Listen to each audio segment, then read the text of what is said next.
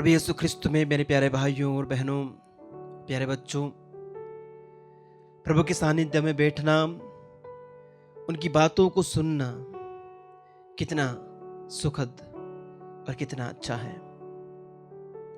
आइए हम आज इस दिव्य आराधना में प्रभु की वाणी को सुने, प्रभु की वाणी के ऊपर मनन चिंतन करें और प्रभु की वाणी के अनुसार अपने जीवन को ढालने का प्रयास करें। आज हम मनन चिंतन करेंगे संत मार्कुस का सुसमाचार अध्याय 3 पवित्र वचन 31 से लेकर 35 तक। उस समय यीशु की माता और भाई आए। उन्होंने घर के बाहर से उन्हें बुला भेजा। लोग यीशु के चारों ओर बैठे हुए थे। उन्होंने उनसे कहा, देखिए, आपकी माता और आपके भाई बहनें बाहर हैं, वे आपको खोज रहे हैं। यीशु ने उत्तर दिया, कौन है मेरे माता, कौन है मेरे भाई? उन्होंने अपने चारों ओर बैठे हुए लोगों पर दृष्टि दौड़ाई और कहा, ये है मेरी माता और मेरे भाई।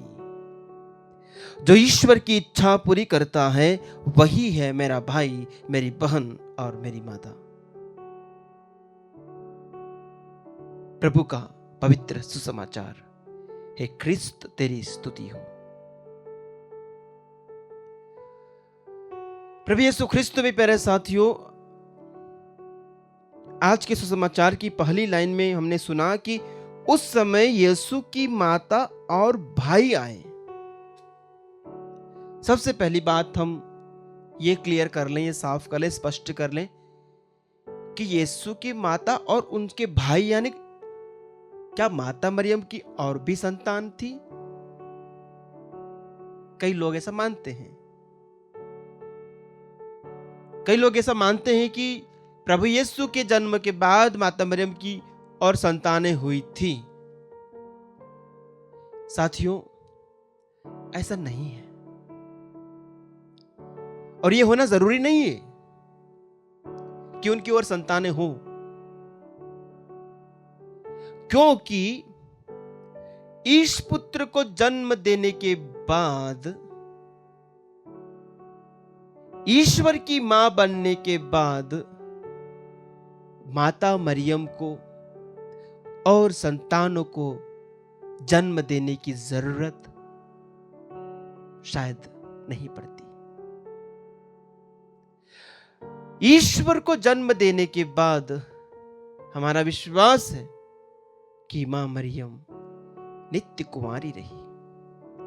उसने कुंवारी रहते हुए प्रभु यीशु को अपने गर्भ में पवित्र आत्मा के सामर्थ्य से धारण किया और प्रभु यीशु को जन्म दिया।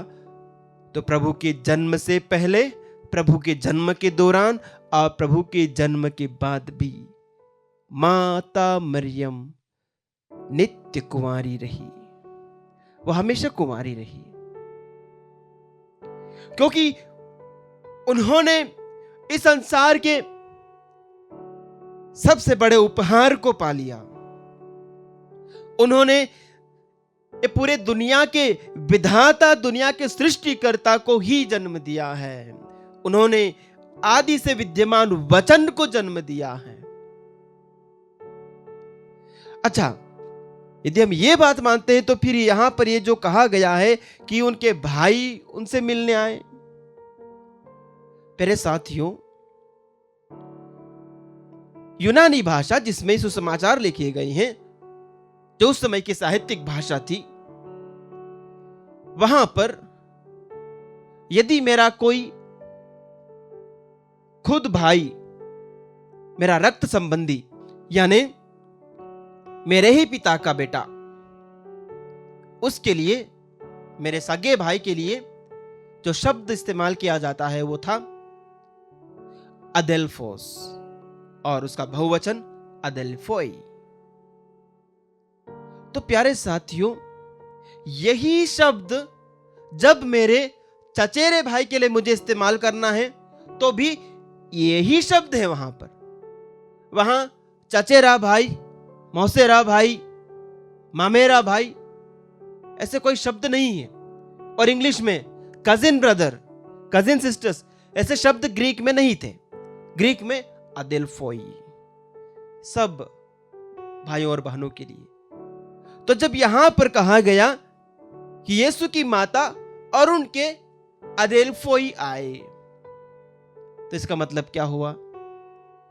उनके चाचा के बच्चे रहे होंगे, हो सकते उनकी बुआ के बच्चे रहे होंगे, यानी उनके कजिन्स आए थे माता मरियम के साथ में।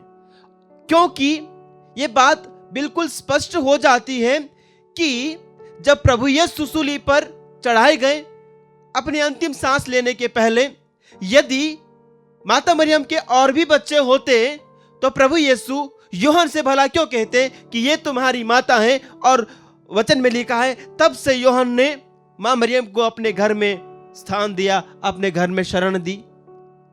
जब उनके खुद के बेटे या बेटियां होते तो प्रभु यीशु चुपचाप क्रूस पर मर गए होते। उन्होंने माता मरियम को यूहन के हवाले किया, यानी मां मरियम के और कोई बच्चे नहीं थे। तो ये एक वाद विवाद वाली जो बात है या कुछ मान्यता लोगों की है जिसमें वो कहते हैं कि मरियम के अन्य बच्चे थे, उसके लिए। अब हम आते हैं आज की शिक्षा के ऊपर। माता मरियम और उनके कजिन भाई बहन जो भी हैं वो उनको लेने के लिए क्यों आते हैं? वचन 29 से हम पढ़ते हैं, परंतु पवित्र आत्मा की निंदा करने वाले को कभी भी क्षमा नहीं मिलेगी, वह अनंत पाप का भागी है। उन्होंने यह इसलिए कहा कि कुछ लोग कहते थे उसे अपतूत सिद्ध है, क्योंकि कई लोग कहते थे प्रभु यीशु को अपतूत सिद्ध है। दूसरी जगह में हम पढ़ते हैं कि इतने लोग आया जाया करते थे कि यीशु को खाने की भी फुर्सत नहीं रहती थी, और यह कि लोग ये भी कहते थे कि उन्हें अपनी सुध बुध नहीं रही है, यानी वो एक तरह से पागल हो गए हैं। लोग प्रभु यीशु को एक तरह से पागल हो गया सोचते थे, क्योंकि उनकी शिक्षाएं भी बहुत अनोखी थी। वे दुश्मनों को प्यार करने के लिए कहते थे। वे कहते थे तुम्हारे एक गाल पे कोई थप्पड़ मारे दूसरा गाल दिखा दो। इस प्रकार की शिक्षा लोगों ने पहले कभी सुनी नहीं थी। तो वे कहते थे कि इन्होंने अपनी सुध बुध खो दी है, और सबसे बड़ी बात कि वो खुद को ईश्वर का बेटा होने का दावा करता था। तो ऐसा दावा करना लोगों के लिए एक पागलपन था। इसलिए माता मरियम और उनके भाई उनको लेने के लिए आते हैं, और वे खुद अंदर नहीं जाते हैं क्योंकि उन्हें शर्म आ रही थी शायद कि अंदर जाएंगे लोग पहले से कह रहे हैं कि ये प्रभु यीशु के बारे में कुछ बहकी बहकी बातें कर रहे हैं, फिर हम अंदर जाएंगे हमें कुछ कोई सीन क्रिएट ना हो जाए, इसलिए वो बाहर से ही बुला भेजते हैं। मेरे साथियों, क्या हम प्रभु यीशु को, प्रभु यीशु के नाम को लेकर, प्रभु यीशु की शिक्षाओं को लेकर, प्रभु यीशु की उन क्रांतिकारी शिक्षाओं को लेकर क्या कभी शर्मिंदा हुए हैं? क्या हम ख्रिस्ती होने के नाम पर कभी शर्मिंदा हुए हैं? लोगों के सामने ये स्वीकार करने के लिए कि हां मैं प्रभु यीशु को मानने वाला हूं, क्या हम कभी कभी प्रभु यीशु की लोगों के सामने स्वीकार करने में लज जाते हैं? दूसरी बात, प्रभु यीशु जब ये सुनते हैं तो वे कहते हैं कि कौन है मेरी माता, कौन है मेरे भाई? और वो वहां पर जो उनके अनुयायी थे, जो उनके शिष्य थे, उनके ऊपर निगाहें गड़ाकर कहते हैं कि ये है मेरे माता, ये है मेरे माता, ये है मेरे भाई। कौन है ये? वे जो स्वर्गीय पिता की इच्छा को पूरा करते हैं। तो प्रभु यीशु हमारे जो बायोलॉजिकल रिश्ते हैं, हमारे जो भौतिक संबंध हैं, हमारे जो पारिवारिक संबंध है, उसके दायरे को और बढ़ाते हैं और कहते हैं कि ये ऐसा होना तो बहुत स्वाभाविक है। हम कहते हैं किसी बच्चों को कि हाँ ये इसके पापा के जैसा दिखता है, ये इसकी मम्मी के जैसे दिखती है, इसका व्यवहार इसके पापा पर गया है, इसका मुस्कुराना उसकी मम्मी के ऊपर गया है। तो हम में अपने माता पिता के जो खूबियां हैं वो तो रहती हैं, लेकिन वो हमें हमारे माता पिता के सच्चे बच्चे वास्तव में नहीं बना सकते। मैं भले ही कितना ही मेरे पापा के जैसा दिखूं, लेकिन यदि मैं मेरे माता पिता का कहना नहीं मानता, यदि कोई बच्चा अपने माता पिता के बिल्कुल आज्ञा का पालन नहीं करता, अपने परिवार के उसूलों पर नहीं चलता, संस्कारों में नहीं है,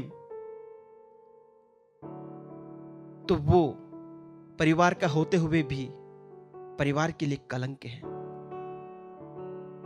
यानी एक परिवार का सदस्य होने के लिए सिर्फ परिवार जैसा दिखना काफी नहीं है, परिवार के ट्रेड्स उसके अंदर होना काफी नहीं है, लेकिन उसमें ईश्वर की इच्छा पूरी होनी चाहिए।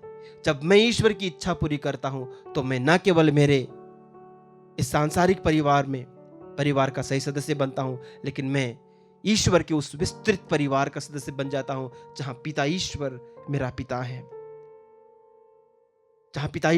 पिता है, और मैं उसकी संतान बन जाता हूं। हम पढ़ते हैं प्यारे साथियों, संत योहन के सुसमाचार अध्याय 1 के वचन 12 में, जितनों ने उसे अपनाया और जो उसके नाम में विश्वास करते हैं उन सबों को उसने ईश्वर की संतति बनने का अधिकार दिया है।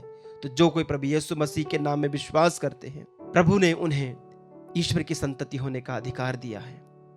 आइए हम प्रभु में विश्वास करें, आइए हम प्रभु को स्वीकार करें, आइए हम प्रभु की मर्जी को अपने जीवन में अपनाएं, अंगीकार करें और ईश्वर की संतान बन जाएं, ताकि प्रभु यीशु हमें हमारी ओर देखकर भी यही कहे कि यह है मेरा भाई, यह है मेरी माता, यह है मेरी बहन। ये सौभाग्य हमें इस दुनिया में और आने वाले संसार में मिल पाए। आमीन।